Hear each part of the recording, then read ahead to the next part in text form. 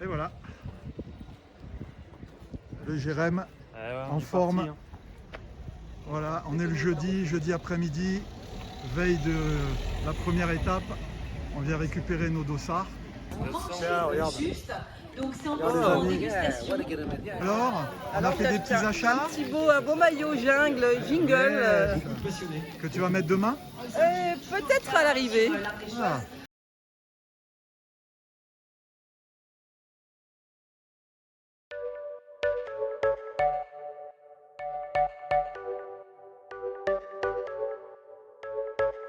You're a rebel, getting into trouble. You're kinda like a fire, like a fire, like a fire. Unpredictable, so original. You were never backing down, backing down, backing down. That's what I like about you. So dangerous, I get this rush when I'm with you. Bonjour tout le monde, ben voilà, nous voilà sur le premier jour, le vendredi. Donc l'Ardéchoise vélo marathon qui est prévu sur 2 jours, vendredi, samedi, au total 285 km pour 5700 de dénivelé. Donc voilà, ça va être réparti à peu près 135 km et 3000 le premier jour, le vendredi, hein, et ensuite le lendemain 160 km pour 2700 de dénivelé. Donc là, nous sommes à 6 du club. 6 du club et donc 5 hommes et une courageuse, Hélène, mais qui ne va pas être engagée sur les mêmes parcours que nous sur le vélo marathon. Sur 2 jours, oui, mais pas sur le vélo marathon. Donc on va la voir au début et ensuite, malheureusement, pendant 2 jours, les 2 jours, on ne la verra pas sur la vidéo parce qu'elle n'était pas avec nous. Donc là, voilà, 2-3 km après le départ, même pas, on attaque le col du Buisson. Le col du Buisson, c'est 13 km à 3-4% de moyenne, donc c'est pas grosse difficulté, long, mais pas difficulté. Et voilà, on part, on est tranquille, on monte tranquille, on découvre les paysages qui sont magnifiques, il fait une super journée, déjà chaud parce que là, il est 8h du matin. C'est l'heure à laquelle on est parti, hein, et il faisait déjà 26 degrés. Voilà, donc là, on vient de franchir le col du Buisson et de faire la descente, et on se retrouve sur une transition, hein, de plusieurs kilomètres, mais faux plat montant. Donc voilà, pareil, on va rouler, on va rattraper des cyclistes. Ça va être super agréable. Moi, c'est vraiment les profils que j'aime. Ces faux plats, là, 2-3%. Voilà, j'aime beaucoup ça. Donc ça va rouler, mais sans plus, hein, puisque ça va être long. On a 2 jours. Enfin, moi, personnellement, et je pense que les autres, c'est pareil. Enchaîner comme ça, bon, moi, j'ai pas l'habitude. Donc on va rouler dans la gestion. Et voilà, donc là on est sur cette fameuse transition qui va nous amener au col des Nonières qu'on va passer. Et ensuite là on est sur les contrepentes du col de Mézillac. Col de Mézillac, alors vous voyez, c'est un long faux plat avant de commencer à monter, hein. Il est très long, il fait 22 km pour des pentes moyennes à 4%, hein, enfin pentes moyennes à 4% avec des profils un peu plus pentus sur certains moments. Mais voilà, ça passe très bien, on s'amuse un peu. Et voilà, on rattrape d'autres cyclistes, on discute un peu, on forme des groupes. C'est très, très, très convivial. Et je rappelle que ce n'est pas une cyclo sportive. Donc, il n'y a pas de classement, hein, il n'y a pas de chronomètre. Donc voilà, on est tous les 5 et c'est vrai qu'il y a Jérémy, Reza, on va retrouver Michel, Manu et moi. Et voilà, ça roule tranquille. Alors la seule chose, c'est que tous les villages qu'on traverse, hein, vous voyez, sont décorés, mais on va apprendre après que c'est décoré, c'est principalement la journée de demain. Parce que la grande fête, c'est le samedi. Tout comme les ravitaux, hein, qu'on avait cru avoir ce jour-là. Vous voyez, les décos, c'est cool. les ravitaux qu'on a cru avoir le vendredi, mais en fait, il n'y avait aucun ravito sur ce parcours-là du vendredi. Il y en a eu un, oui, je crois, en haut du col des Acs, de mémoire, hein, mais ça a été le seul, et du coup, là, c'est posé le problème de s'alimenter et la boisson. Donc, on n'est pas mort, hein, on a trouvé, on s'est arrêté, on s'est arrêté dans la boulangerie, bon voilà. Donc là, on attaque les pentes du col de Mézillac. Seeing monsters out your window. No, you can't sleep, you pretend though. You don't have to play the hero. 'Cause I got you like you got me. When the earth shakes, when the bombs scream. Until our last breath, every heartbeat.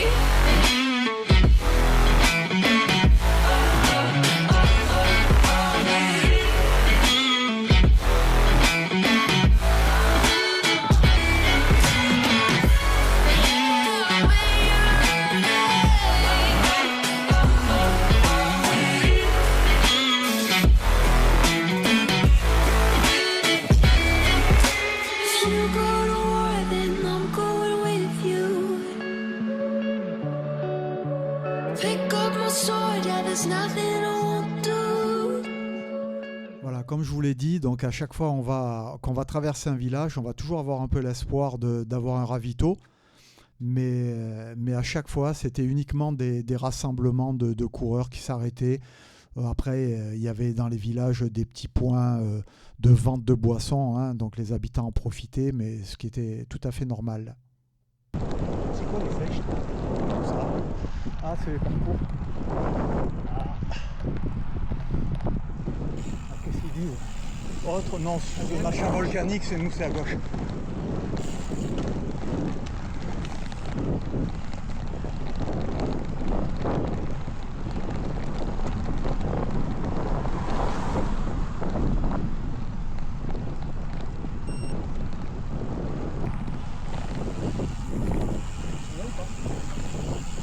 Il n'y a pas de ravito encore.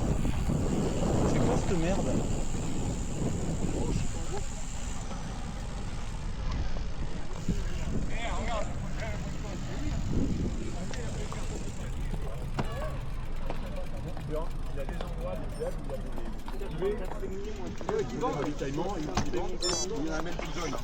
Il n'y a rien là? Il n'y a pas de ravitaillement. Non? Non. Oh la loose. Voilà. Putain, mais c'est quoi cette tromperie encore? C'est que demain. Moi je l'ai pas au fur et à mesure. Oh bah demain on aura passé la moitié des trucs. Et là, nous voilà dans la descente du col de Mézillac, hein, donc pareil, une quinzaine de bornes de descente. On va se régaler, hein, donc on va bien descendre, on va se faire plaisir. Donc là, Jérém s'est fait un petit peu peur parce qu'il y a une petite rafale de vent et avec ses roues au profil, il s'est retrouvé un petit peu embarqué à l'extérieur. Mais on a bien descendu. Bon, les routes étaient quand même ouvertes à la circulation ce jour-là, hein. Parce qu'on verra que le lendemain, il y a beaucoup de portions qui étaient fermées à la circulation, donc c'était différent. Là, c'était ouvert à la circulation, donc on faisait quand même attention, mais on a pris plaisir dans cette descente, déjà à récupérer et puis à se faire plaisir tout simplement dans la descente.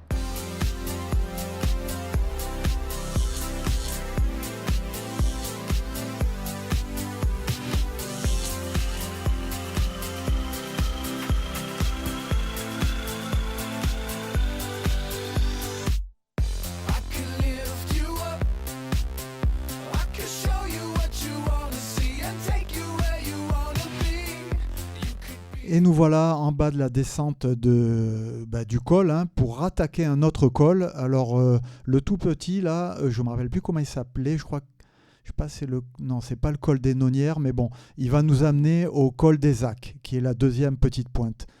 Donc le col des Acs, donc là on est sur un col qui fait à peu près 6-7 km à 6,5% de pente moyenne, hein, avec des portions plus élevées bien sûr. Donc là, pareil, avec Michel, on s'est dit, on va monter à notre rythme. Il commençait à faire très chaud, vous voyez, 30 degrés. Donc je pense que là, je crois qu'on était vers 11h, 11h30. Donc on commençait à avoir faim déjà, hein. Je vous rappelle qu'il n'y avait pas de ravito, donc on s'est nourri principalement de quelques bars qu'on avait amenés, hein. Et la boisson, c'est pareil, hein. Là où on a pu s'arrêter, trouver une petite source, comme en haut du col de Mézillac, par exemple, on a profité pour remplir les bidons. Mais bon, là, ces cols-là étaient très exposés au soleil, à la chaleur. Et là, voilà, on s'est mis encore une fois en mode gestion. Et on va monter à notre rythme. On va laisser l'équipe devant, les trois, Jérém, Reza et Manu, partir devant.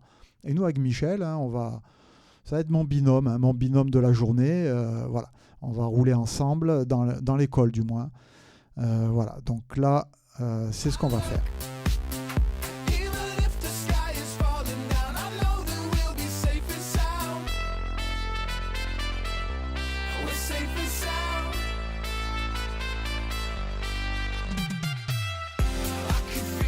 Et nous voilà arrivés en haut du col des Acs, hein,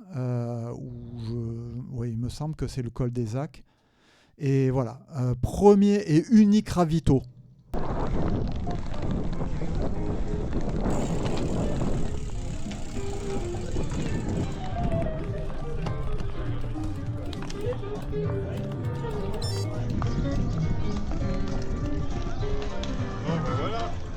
Ça y est, c'est un vrai ravito. Donc après s'être ravitaillé, on a continué, on a redescendu le col des Acs, hein, et ensuite là il était 13h de mémoire, hein, et on avait très très faim. Donc on a trouvé une boulangerie dans ce village, hein, assez animé avec beaucoup d'autres cyclistes, et on s'est acheté un petit casse-dalle. Alors pour la petite anecdote, hein, il restait que des pains bagna. Alors le pain bagna en Ardèche, je pense qu'il ne faut pas que les Niçois aillent voir comment c'est fait, hein, parce qu'on s'est retrouvé avec un pain bagna fait avec du pain brioché, et certains étaient avec du poulet, pain bagna au poulet. Donc là, je pense qu'il y en a qui doivent se retourner là. Donc bref, on avait faim, on a mangé, et nous voilà repartis tout de suite, hein. On attaque tout de suite avec le col de Barricode. Alors là, c'était un bon morceau, le col de la Barricode. Vous voyez, ça monte direct. Voilà, on est sur du 10%. Et le col, il fait 13 km et demi avec une pente moyenne de 5,5-6%, avec des pourcentages jusqu'à plus de 12%. Hein.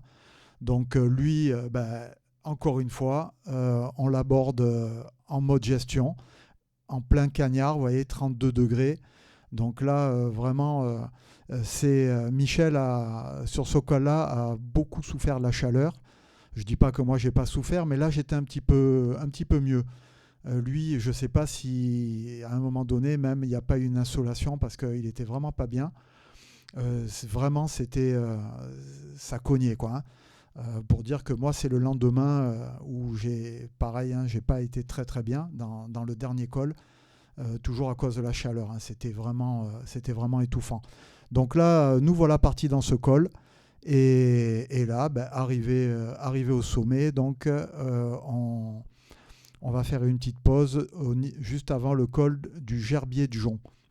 Donc là, on a franchi le col de la Barricade et on va se retrouver donc tous les 5. Hein, on va se retrouver donc à l'ombre, sous un arbre pour faire un petit peu le point parce qu'on va pas tarder à quitter le parcours.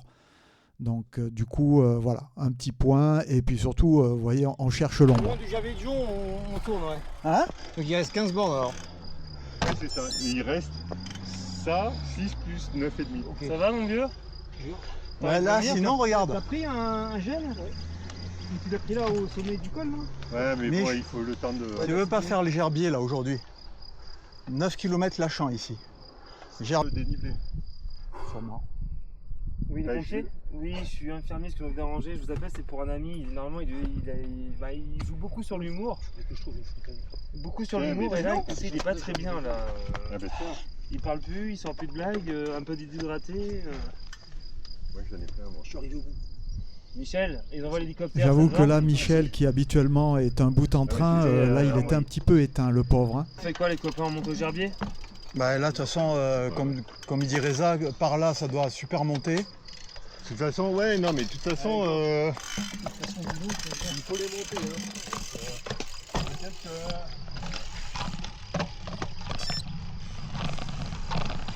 Oh putain! Attends.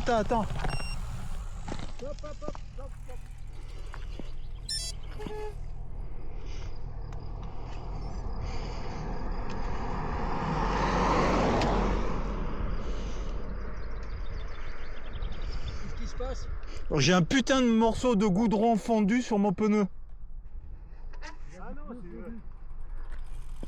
c'est... Et voilà, donc là, on a quitté le circuit, donc on est au niveau du col du Gerbier de Jonc. On a quitté le circuit pour aller rejoindre le gîte, hein, et notre endroit où on va passer la soirée et la nuit.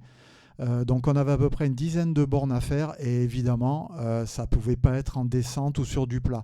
Donc c'est taper 4 ou 5 bosses à 7, 8 et plus. Hein. Donc voilà. On commençait à être pas mal entamé, hein, encore une fois, mais ça n'a pas empêché Michel de nous faire une petite attaque, juste pour finir, hein, petite attaque à gauche, comme il se plaît à le dire, et du coup, voilà, ça a mis un petit peu de dynamisme, et juste pour finir, hein, avant d'arriver. Donc vous voyez, les routes sont magnifiques. Alors je ne vous cache pas que l'endroit où on a dormi, hein, c'était à Lachamp Raphaël de mémoire. C'est un hameau, mais alors perdu. La Pampa, c'était magnifique. Hein. On était à 1300 ou 1400 mètres d'altitude, donc vous voyez comme c'est vert. Hein. C'était frais. Voilà le gîte, hein, où on est. Il n'y avait rien autour, rien, pas un commerce, rien. Donc par contre, je peux vous dire qu'on a été au calme et au frais. Il n'y a pas besoin de clim là. Hein. Donc nous voilà arrivés. On va prendre notre chambre et il y en a 3 qui vont avoir la chance de dormir dans une roulotte. Il s'agit de Jérémy, Manu et Michel. Et moi, je vais partager la chambre avec Reza, je dirais même le même lit, hein, puisqu'on a dormi, voilà, notre chambre. Voilà, c'était cool, c'était super sympa avant de se retrouver le soir autour d'un bon repas et d'abord d'une bonne bière. Voilà, la première journée terminée.